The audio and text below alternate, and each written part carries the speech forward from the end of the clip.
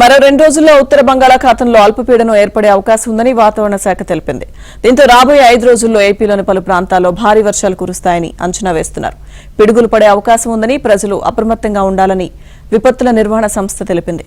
Visakha, Anakapalli, Kakinada, doctor Ambedkar Konaseema, తూర్పుగోదావరి, పశ్చిమ గోదావరి, ఏలూరు, కృష్ణా, ఎన్టీఆర్, గుంటూరు జిల్లాల్లో కొన్ని చోట్ల ఓ మోస్తరు నుంచి భారీ వర్షాలు కురిసే అవకాశం ఉందని అధికారులు తెలిపారు. తెలంగాణలోని పలు జిల్లాల్లో అతి భారీ వర్షాలు కురిసే అవకాశం ఉందని వాతావరణ శాఖ హెచ్చరించింది.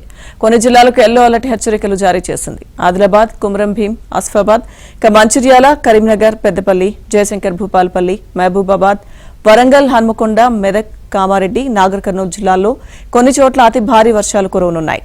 నిర్మల్, నిజామాబాద్, జగిత్యాల, రాజన్న సిరిసిల్ల, ములుగు, భద్రాద్రి కొత్తగూడెం, ఖమ్మం, జనగామ, సిద్దిపేట, యాదాద్రి, రంగారెడ్డి, హైదరాబాద్, మేడ్చల్, మల్కాజ్గిరి, వికారాబాద్, సంగారెడ్డి, మహబూబ్నగర్, వనపర్తి జిల్లాల్లో అక్కడక్కడ భారీ వర్షాలు పడనున్నాయి.